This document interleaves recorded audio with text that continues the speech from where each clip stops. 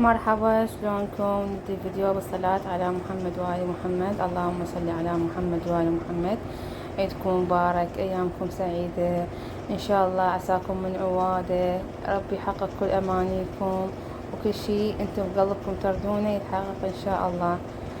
حبيت أشارككم الروتين اليومي مال أيام العيد وورا العيد. طبعا هو روتين عادي، بس الأجواء ولمة الأهل ولمة الأقارب والأحباب على واحد إنسان، يعني حلوة هاي اللمة، قريبة على قلبه، وإن شاء الله تدوم هاي اللمة علينا يا ربي. حبيت أشارك وياك هاي الطبخة. طبعا سويت دجاجة شوي، بس طلعت كلش طيبة، يعني كلش طيبة.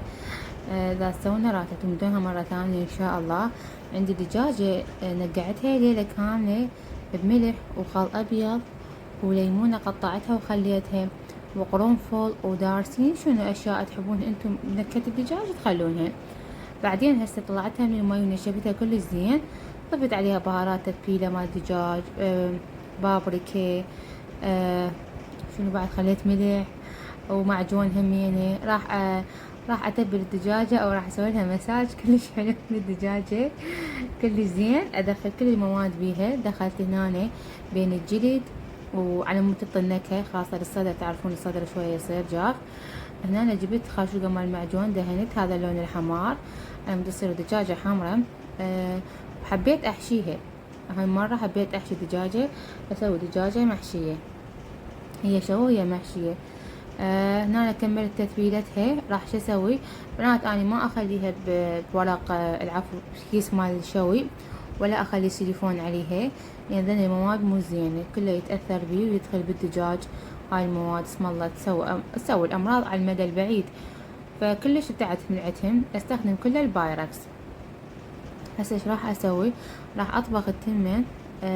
بعد انا استخدم كل الاشياء صحية الحمد لله. استبدلت الزيت بزيت الزيتون، وراح اسوي تمن بالشعرية، او راح اسوي تمن البرياني على مود اضيفنه بحشوة الدجاجة. هم احشي الدجاجة وهم اخليه جواها شكل وطعم. هسه هنا أنا حمصت الشعرية بالدهن او بزيت الزيتون، راح اضيف التمن وراح اضيف ملح وبهارات برياني، واخليه على النار يستوي عادي، استواء كل نص استواء، وتخلي تحشون بيها الدجاجة استواء كامل. نفس الشي انا تقريبا صار عندي استواء كامل، وحشيت بيه الدجاجة، خليته داخل الدجاجة.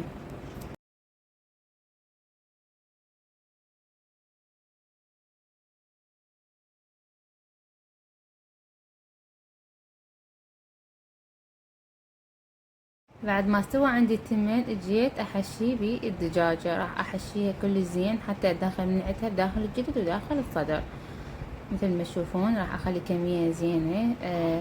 راح شنو هذا التمن راح ياخذ منة الدجاج كله، والدهن اللي دهن الدجاجة راح ينزل عليه، يعني طلع طعمه رهيب بنات. نهاية يعني بعد ما خلصت الدجاجة وخلصت شوي، صراحة صدمت، والله صراحة صدمت بالطعم كلش كان طيب. ويعني صدق من تاكلينه او تسوينه لأحد تحبينه او جايينك خطار، صدق راح يبيض وجهك، ما راح يخليك اصلا، راح يقولوا لك هاي انت سويته صدق. وهو طبعا سهل، كلش سهل وبسيط، ما يحتاج له اي تعقيدات او شي. هسه راح شو اسمه اسد رجلين مال دجاجة على مود تصير دجاجة مشوية بامتياز درجة 100%. طبعا هنا نشيل عقلبه بالخيط مو الكاميرا والاستاذ مال الكاميرا فشنو ما قدرت بس بالاخير لا، شلون هو انا اقدر له، اني فزت عليه مو هو فاز علي. وراح اخليها عندي قالب بايركس، بقبق بايركس، راح اخليها بفرن كلها سوية، وادخلها للفرن تقريبا ساعة ونص. اي بنات خذت من عندي بالفرن ساعة ونص. انا عندي فرن مال طباخ، مخليته طباخ كرزاي المصري. شوفون بنات بعد الدهن مالتها، الدهن مالتها يا الله شنو احكيكن عن الطعم. هنا طبعا انا مسوية حشوة. حشوة انتم بكيفكم اختياري، انا احب اني الحشوة، سويت حشوة قدمته ويا الحشوة مثل ما تشوفون. دجاجة كاملة خليت جواها تمن بنات، هذا اللي سويته قبل شوي، وخليت الحشوة داير ما يدوره، وتغدينا بيه الحمد لله والشكر. ألف عافية علينا وعليكم إن شاء الله. وراح أسوي وياكم حلا صيفي بارد سهل سريع كلش بنات طيب. يعني انا يعني من سويته ما كنت انتظر نكهة غريبة، بس الصراحة كانت نكهته كلش طيبة وغريبة. انا دائما اسوي حلا بارد، كيك بارد. هنا الخيط شلع قلبي بقوة، يلا انفتح. بالاخير ضجت، قلت خلنا نقص انا هذا من المقطع. انا قلت لا خليهم يستمتعون وياي من شيء خياطين الدجاجة.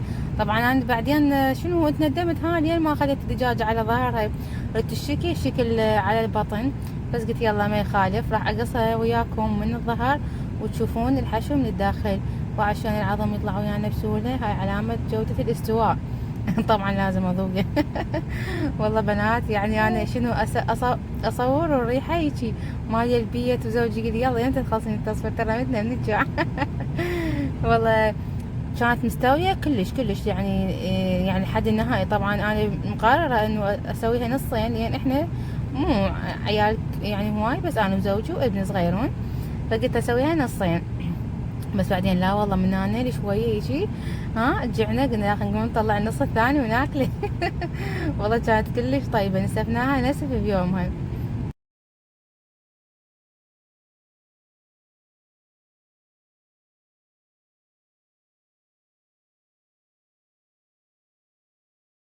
وهسه راح ابدو وياكم بالحلا البارد. عندي هنا بيضة وحدة، طبعا استخدمت لان اريد كمية قليلة.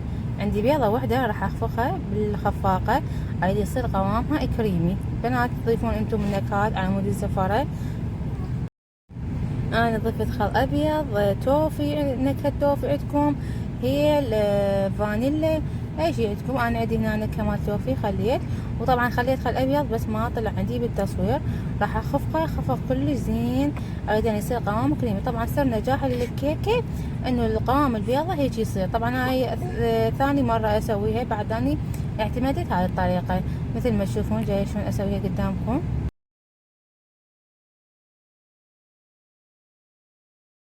راح اضيف قلاص شكر، وراح اخفقه ويا الكيكة، راح يصير عندي القوام كريمة كأنما كريمة ما تخفق نستخدمها. هنا الخفاقة خانتنا كم مرة بالكهرباء. طبعا خفقت الشكر شوية ويا البيض على مود اللي يتماسكن سوية. خلي هذا ما راح اقطع عنه من الفيديو. شوفوا بنات شلون صار قوام كريمي كأنما كريمة ما الخفق. راح اضيف ربع كوب زيت. عينك ميزانك، انا ما ضفت بالكوب يعني ربع، لا انا عيني ميزاني يعني اعرف ربع كوب زيت. راح اخفقه اول مره هيجي، بعدين اخفقه. انا بعد انا ما عندي خفقه وياها، بس هيك انتج المواد سويه.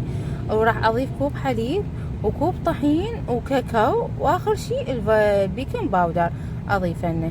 هسه عندي هنا كوب الحليب راح اضيفه. بنات انطوني شنو تجاربكم ويا الكيك. طبعا انا دائما تجاربي ويا الكيك فاشله، رغم انا قد احب الطبخ، بس ويا الكيك فاشله. هنا أنا ضفت روبه، هم ان الروبه طبعا تعطي تحسين كانما حاطه محسن مال كيك للروبه. راح اخلط المواد النسويه.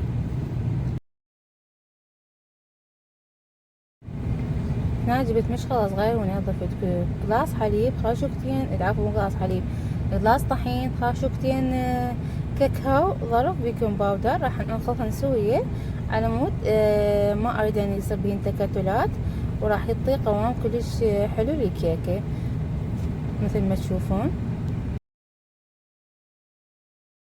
هذا الباقي راح اسويه بالخاشوقة على مود انزل كل المواد داخل الصوص اللي سويناه.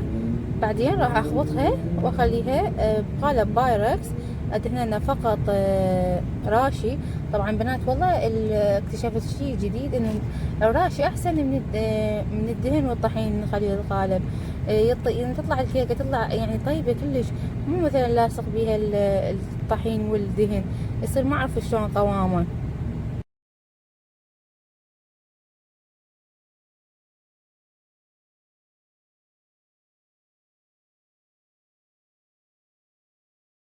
انا ضفتها بالقالب المدهون بالراشي. طبعا الكيكة كل ما اكون طحينها قليل، يعني ما نضيف من كثر هواية، يطلع طيبة وهشة كلش هشة. بنات جربوا قليل الطحين يعني بالكيكة. راح ادخلها للفرن حرارة زين يعني مو عالية.